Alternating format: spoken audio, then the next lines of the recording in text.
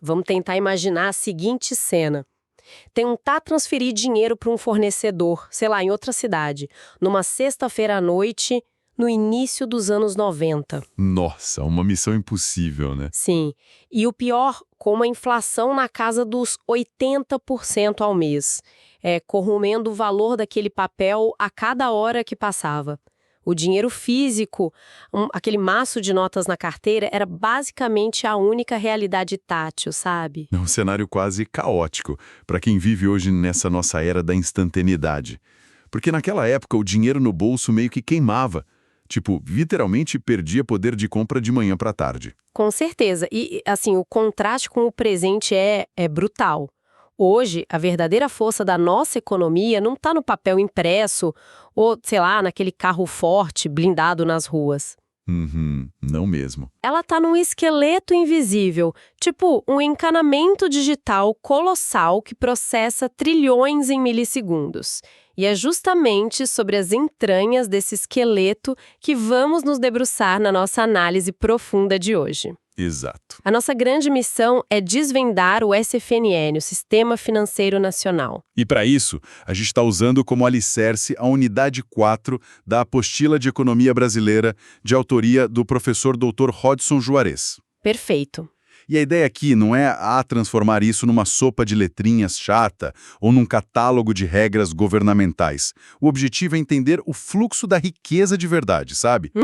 Total. Como as coisas se conectam. Isso. Como uma decisão tomada lá numa sala de reuniões em Brasília afeta o momento exato em que um trabalhador paga um pão de queijo com o celular. Certo, vamos desvendar isso então, porque logo de cara a gente já esbarra num paradoxo gigante. Quem vem de fora do país costuma ficar de queixo caído com a nossa infraestrutura de pagamentos. É verdade, eles ficam impressionados. Pois é, a gente tem um sistema bancário moderno, digitalizado, que liquida operações instantaneamente e que, sobrevive a crises globais sem nem piscar. Mas, ao mesmo tempo, esse mesmíssimo sistema impõe algumas das taxas de juros mais punitivas do planeta e obriga o pequeno empreendedor a lidar com um mercado onde, meia dúzia de marcas domina quase tudo. Essa é basicamente a dualidade central da nossa economia. E para entender como chegamos a esse nível de eficiência tecnológica, mas atrelado a um custo tão alto, a gente precisa olhar para quem desenha o tabuleiro. Faz sentido. E como isso é estruturado. Então, a análise do professor Dr. Hodson Juarez desmembra o SFN em 3 camadas bem claras.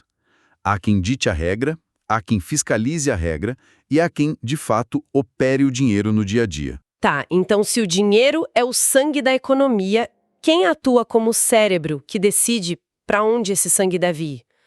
Porque, pelo que consta na pesquisa, o poder de ditar o ritmo não está nos grandes bancos comerciais. Não, de forma alguma. Está num conselho incrivelmente pequeno, né? O Conselho Monetário Nacional, o CMN, criado lá em 1964, e ele é composto só por 3 cadeiras.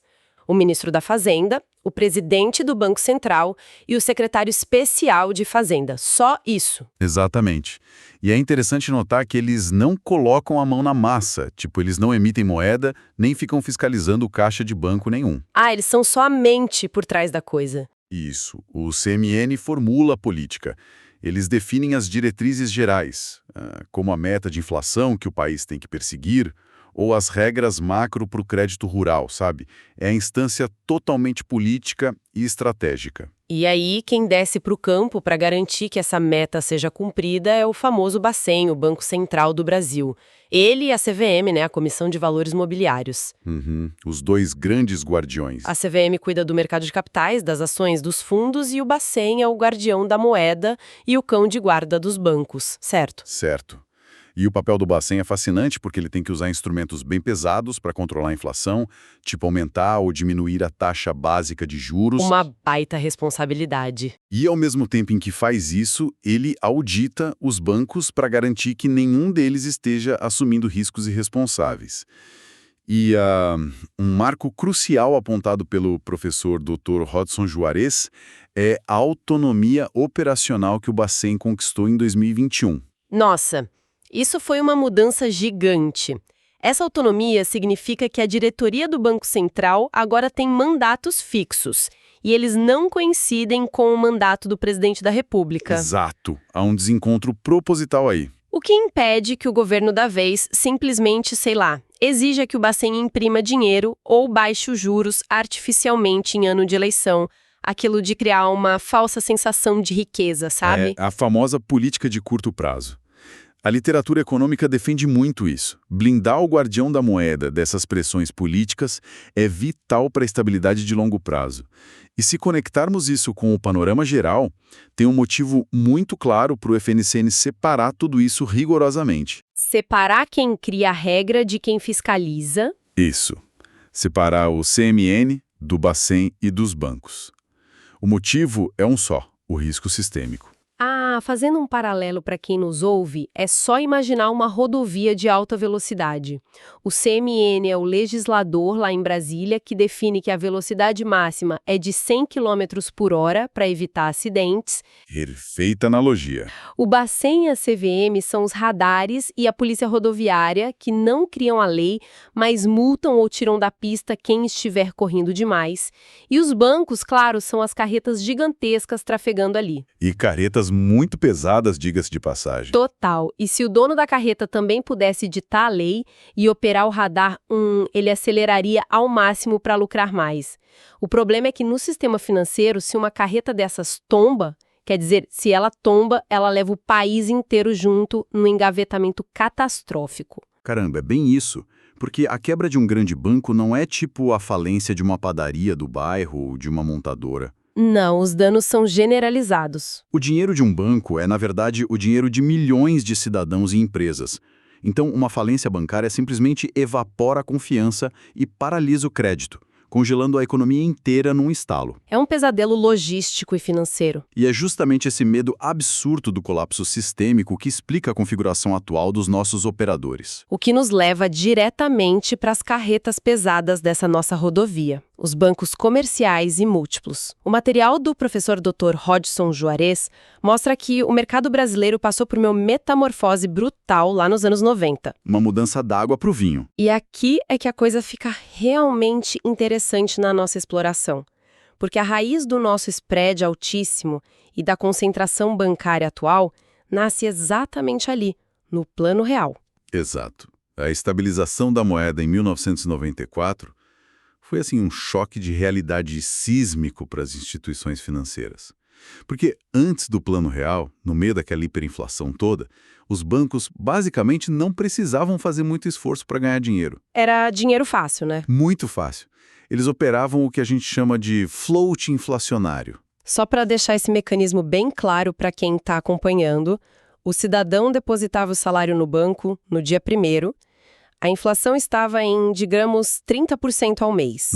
O banco pegava esse dinheiro, aplicava em títulos do governo que pagavam juros diários altíssimos só para compensar a inflação e depois devolvia para o cidadão o mesmo valor nominal inicial. Um negócio da China para os bancos. Sim, o cidadão perdia o poder de compra de forma absurda e o banco simplesmente embolsava aquela diferença astronômica que rendeu durante a noite. Era uma máquina de imprimir lucro sem precisar assumir nenhum risco de crédito. Tipo, o banco não precisava emprestar para as empresas ou avaliar se um projeto era viável para a economia crescer. Eles só ficavam girando a grana. Só girava o dinheiro no overnight. E aí, quando o plano real cortou a inflação abruptamente, essa torneira secou da noite para o dia. Os bancos, de repente, tiveram que aprender a ser bancos de verdade, sabe? Precisaram começar a emprestar dinheiro para a população. E eu imagino que muitos ali não faziam a menor ideia de como fazer isso sem tomar calote atrás de calote. Nossa, foi um banho de sangue no setor. Muitos bancos que até então pareciam gigantes inquebráveis descobriram que suas operações reais eram super ineficientes. Eles tinham carteiras repletas de empréstimos ruins. E o risco das carretas engavetarem na rodovia voltou com tudo. Eminente. O risco de quebras em cadeia era assustador. E para evitar que o engavetamento acontecesse, o governo teve que entrar pesado, intervindo agressivamente. É aí que entra aquele famoso PROER, não é? o Programa de Estímulo à Reestruturação e ao Fortalecimento do Sistema Financeiro Nacional. Ele mesmo. O PROER, na sua essência, criou vários mecanismos para que os bancos saudáveis comprassem a parte boa dos bancos que estavam afundando, isolando a parte podre, digamos assim. Uma faxina financeira. O Bacen ativamente incentivou fusões e aquisições. Bancos menores foram sendo engolidos. Instituições internacionais entraram no país comprando o que sobrava. E foi aí que o banco múltiplo ganhou força. Exato. A figura do banco múltiplo, que centraliza operações comerciais, de investimento, imobiliárias, tudo sob o mesmo teto, virou a norma. Era a única forma de diluir os custos operacionais altíssimos de se manter agências físicas e servidores naquela época. Então a escala virou uma questão de sobrevivência pura e simples. Mas, bom, a conta chegou, né? Sempre chega. O resultado dessas fusões defensivas é que, hoje, 5 gigantes controlam mais de 80% de todos os ativos do sistema brasileiro. E aí a gente volta à nossa dor crônica, o spread bancário. O famoso e temido spread. Aquela diferença entre o que o banco paga para captar o dinheiro e o que ele cobra para emprestar. As fontes apontam o alto custo de captação, impostos pesados e uma inadimplência brutal no país como as causas. Mas será que é só isso? É uma ótima pergunta. Porque a literatura do prof. Dr. Hodson Juarez não deixa muito espaço para a dúvida de que um oligopólio reduz a vontade de competir. Com 5 grandes dominando 80% do tabuleiro, de onde viria a pressão para baixar os juros? O spread é multifatorial, claro. A recuperação de crédito no Brasil é juridicamente muito lenta. E o risco de inadimplência realmente encarece a operação. Sim, o calote custa caro. Mas a concentração de mercado cria, inegavelmente, uma acomodação. É confortável para eles. O sistema que emergiu dos anos 90 foi desenhado para não quebrar. Ele é quase blindado a choques externos. A crise global de 2008 provou isso, a gente passou relativamente ileso no sistema bancário. Provou e muito. Mas pagamos o preço dessa resiliência com crédito que é escasso e caríssimo. E é por isso que existem os bancos públicos, tipo o Banco do Brasil, a Caixa e o BNDES. Eles entram onde o setor privado não quer entrar. Isso. Eles preenchem lacunas no crédito rural e habitacional que o setor privado acha arriscado demais ou pouco lucrativo para atuar com juros mais baixos. Certo, entendi. Mas se o crédito bancário tradicional é tão sufocante, como uma grande empresa, sei lá, uma concessionária que precisa duplicar 1.000 quilômetros de rodovia, consegue levantar dinheiro? Ela não vai pegar um empréstimo com spread de 2 dígitos num banco comercial. É inviável. Não fecha a conta. E é por isso que tem que haver uma rota de fuga. E essa rota é o mercado de capitais. É a estrutura onde as empresas captam recursos não mais através de um banco como intermediário cobrando pedágio, mas emitindo ações ou títulos de dívida diretamente para os investidores. O famoso mercado de capitais, o território da B3. E a B3 não é apenas um balcão de negócios, ela é uma infraestrutura de mercado simplesmente impressionante. Gigantesca. Ela nasceu da fusão, lá em 2017, da BMF Bovespa, que cuidava das ações e contratos futuros, com a CETIP. E a CETIP é menos conhecida do público geral, mas era a Câmara de Registro e Liquidação de Títulos de Renda Fixa e Derivativos de Balcão. Juntar as duas criou um colosso, o sistema nervoso central dos investimentos no país. E o que é fascinante aqui é o desenvolvimento desse mercado. Ele tem um marco fundamental nas primeiras décadas dos anos 2000, que é muito bem detalhado nas análises do professor Dr. Hodson Juarez, a criação do novo mercado. O novo mercado foi revolucionário. Muito. Porque em países emergentes, o grande gargalo sempre foi a confiança. O investidor estrangeiro ou fundo de pensão lá fora pensava, se eu colocar milhões nessa empresa brasileira, como eu sei que o controlador majoritário não vai desviar os lucros ou me passar para trás numa venda futura? Faltava total transparência e segurança jurídica para o pequeno e médio acionista. Era um risco cego. E para quebrar essa barreira de desconfiança, a Bolsa criou o novo mercado. E o detalhe é que não era uma lei imposta pelo governo, sabe? Era um selo de excelência voluntário. Um clube exclusivo de boas práticas. Isso. Para uma empresa colocar suas ações nesse segmento, ela precisava adotar regras de governança corporativa drásticas. A principal delas era a emissão exclusiva de ações ordinárias, aquelas que dão direito a voto. garantindo 100% do que chamamos de tag-along. Olha, vale a pena detalhar como o tag-along muda o jogo na prática para quem está ouvindo. Imagina que um bilionário detém o controle de uma empresa e decide vendê-la para um grupo estrangeiro. No passado, ele negociava um valor altíssimo só para as ações de controle dele, o famoso prêmio de controle. E os menores ficavam a ver navios. Exatamente, o pequeno investidor ficava à mercê da boa vontade do comprador, que podia oferecer centavos pela parte dele. O pequeno era esmagado. O tag-along garante que a mesma oferta, o mesmo preço feito ao controlador, tem que ser obrigatoriamente estendido ao acionista minoritário. É o alinhamento de interesses levado ao limite, né? Isso destruiu aquele risco oculto que afastava o capital internacional. Então o novo mercado atuou como uma verdadeira engenharia de confiança institucional. O que destravou o dinheiro. Permitiu o boom de aberturas de capital e o crescimento vertiginoso dos grandes fundos de investimento que a gente vê hoje financiando a infraestrutura de longo prazo do Brasil. E o legal é que isso não ficou restrito só aos grandes tubarões de Wall Street ou da Faria Lima.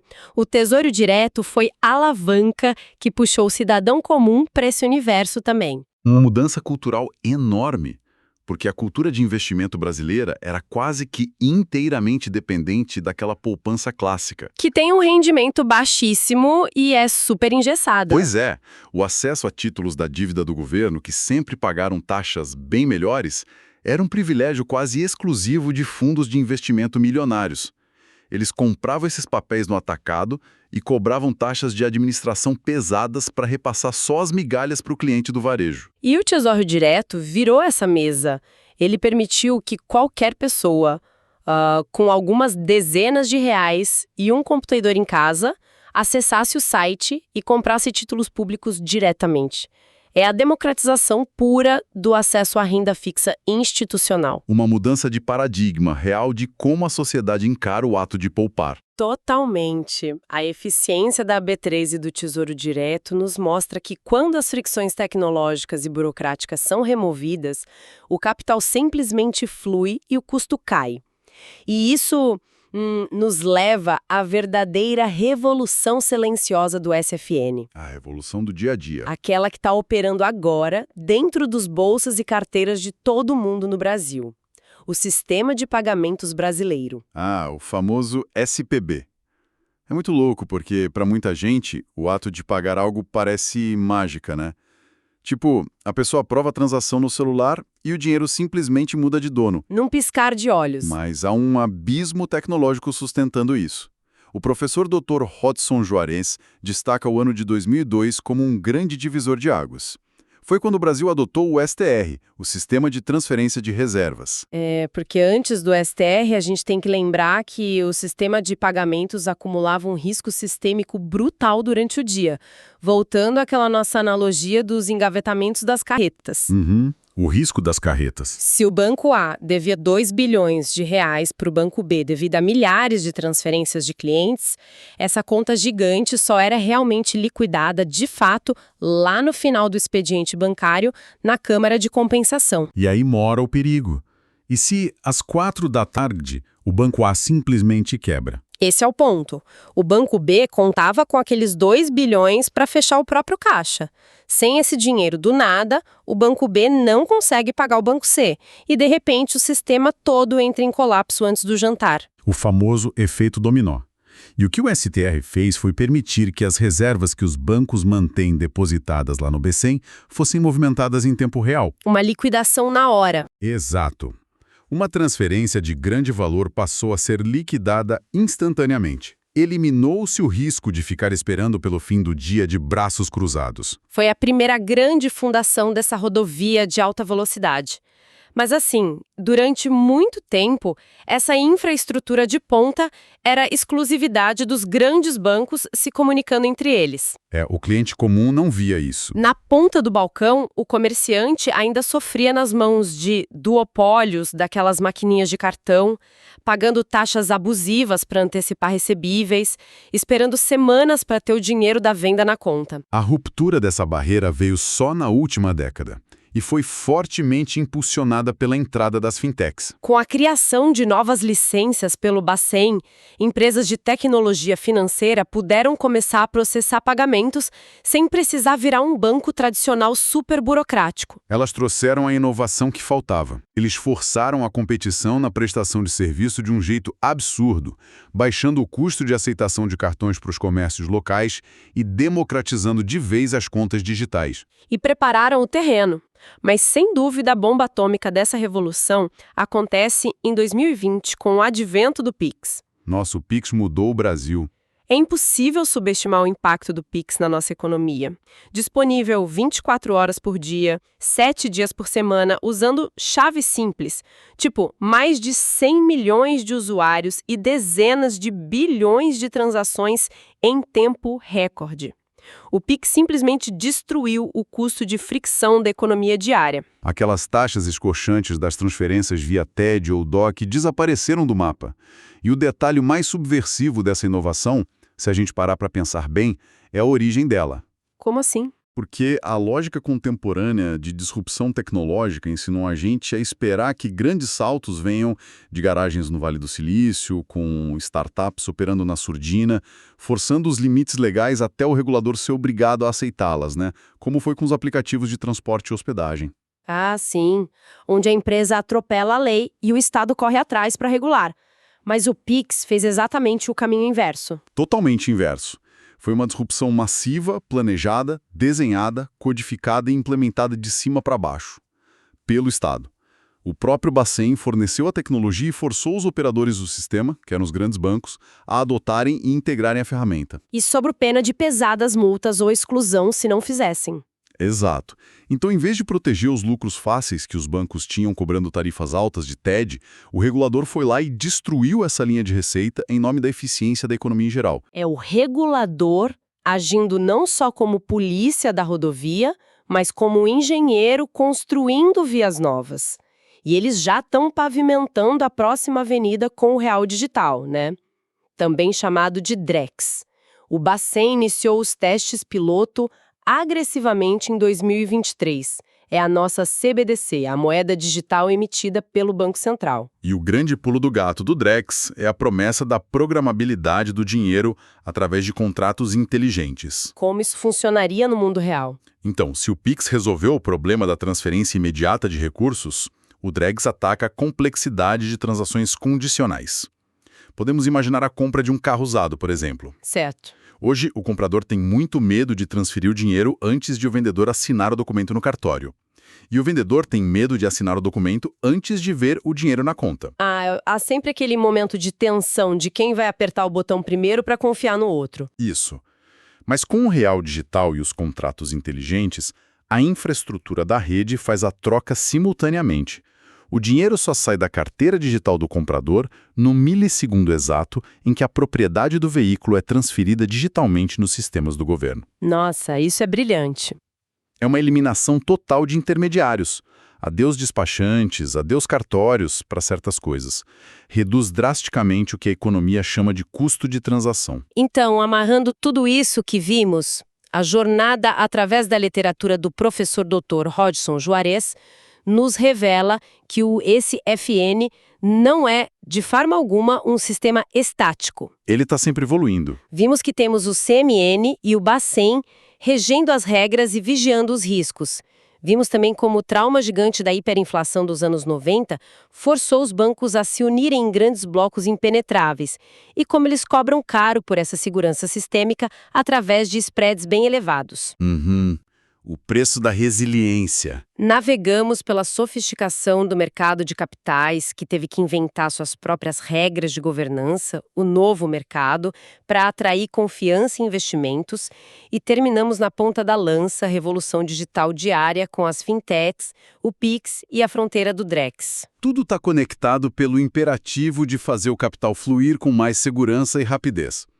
Mas olha, isso deixa uma provocação formidável para quem estuda esse cenário. Qual provocação? A gente viu que a concentração bancária, esse oligopólio das 5 grandes instituições que detêm 80% do mercado foi um produto direto da busca pela estabilidade lá nos anos 90. Sim, foi um mecanismo de defesa necessário na época. E por muito tempo, a escala trilionária desses bancos parecia uma fortaleza inexpugnável. Claro, as barreiras de entrada eram altas demais. Ninguém conseguia abrir milhares de agências físicas de tijolo e argamassa para competir com eles de igual para igual. Mas hoje, a tecnologia nivelou o jogo de um jeito impressionante. As fintechs não precisam de agências de tijolos. E mais fascinante ainda, o próprio Banco Central, ao construir o Pix e agora testando o Drex, está fornecendo encanamento gratuito ou quase gratuito para que novos competidores desafiem os gigantes em igualdade de condições. É como se o Estado estivesse distribuindo os radares e as estradas perfeitas de graça para qualquer um colocar o seu carro na pista e disputar a corrida com as carretas. Exatamente. O que nos força a questionar, será que essa ofensiva tecnológica brutal promovida pelo próprio Bacen vai ser o mecanismo que finalmente conseguirá corroer a concentração de mercado que ele mesmo ajudou a organizar há 30 anos? Nossa! Será que a era dos grandes lucros garantidos pela inércia competitiva está com os dias contados diante dessa nova arquitetura digital invisível? A infraestrutura do Estado, outrora defensora do oligopólio, agora operando como seu maior rival silencioso. Fica esse questionamento poderoso para quem nos ouve refletir. O esqueleto que move o nosso dinheiro mudou para sempre. Um excelente ponto de interrogação para encerrarmos a nossa exploração detalhada de hoje. Até a próxima! Até mais, pessoal!